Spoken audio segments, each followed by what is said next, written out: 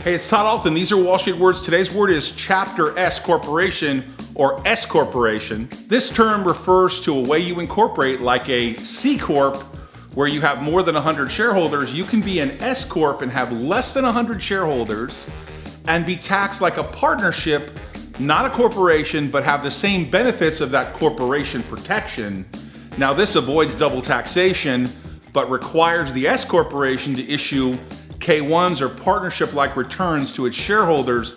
This is a way to flow through income, have the protection of a corporation, but not have that double taxation. Today's word is S-corporation, and always talk to your tax expert before incorporating and make a decision to become an S-corporation. As a side note to incorporating, you should check out Wyoming and Nevada as specialty when you want to be an S-corporation. A lot of protections there if you have under 100 shareholders. Always talk to your tax expert. Hey, thanks for watching Wall Street Words. New words and terms delivered every single day.